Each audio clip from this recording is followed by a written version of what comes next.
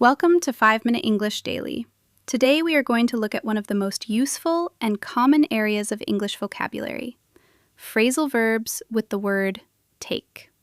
If you have ever felt confused when someone says take off or take over, this lesson is exactly what you need. Stay with me for the next 5 minutes and you will feel much more confident using these phrases. Here are your 5 vocabulary words for today. The first word is take on. Take on.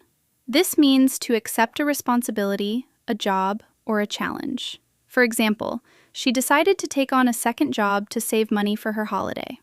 The second word is take off. Take off. This means to leave the ground and begin flying, or informally, it means to become suddenly successful or popular. For example, the plane took off exactly on time, which was a pleasant surprise. The third word is take over. Take over. This means to gain control of something, such as a company, a task, or a position. For example, the new manager took over the department after the previous one retired. The fourth word is take up. Take up. This means to begin a new hobby or activity, or to use an amount of time or space. For example, he took up running last year and now he feels much healthier. The fifth word is take after. Take after.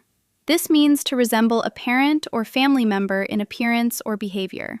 For example, everyone says she takes after her mother because they have the same smile and the same kind personality. Now let us look more closely at how these 5 phrasal verbs are used in real situations. Imagine someone asks you, "What new hobby did you start recently?" A strong, natural answer would sound like this. I took up painting about 6 months ago. I had never tried it before, but I wanted to do something creative in my free time. It takes up a few hours every weekend, but I really enjoy it. Notice how we used take up twice there. Once to mean starting the hobby, and once to mean using time. This is very common in natural English. Now imagine someone asks you, "Do you look like anyone in your family?" You might say, "Yes, people often tell me I take after my father. We have the same eyes and we both tend to be very quiet and thoughtful." Using take after makes your answer sound fluent and precise. Here is another useful context. Suppose someone at work asks, "How is the new project going?" A confident answer could be, "It is going well, but I did not realize how much responsibility I was taking on when I agreed to lead it. There are so many details to manage." This sounds natural and professional. Now let us think about takeoff outside of air travel.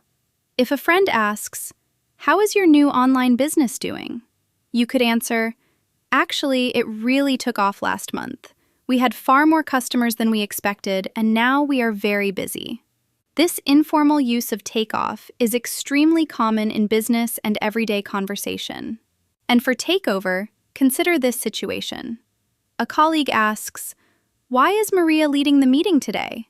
You might reply, "She is taking over while our manager is away on a business trip. She will be in charge for the whole week." These kinds of natural, complete answers show real understanding of the language. Now for your quick recap of today's lesson.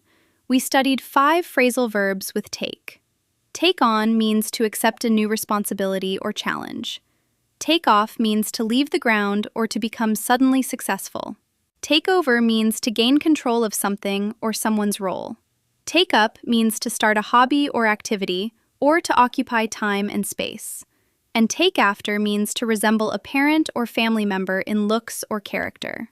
The best way to remember these is to use them. Try writing one sentence today using each phrasal verb. You can share your sentences in the comments below. We would love to read them. Practice is the fastest way to make new vocabulary feel natural and automatic in your speaking and writing. Thank you so much for spending 5 minutes with 5-Minute English Daily today. If you enjoyed this lesson, please like the video and subscribe so you never miss a new lesson. See you tomorrow for another 5-Minute English lesson.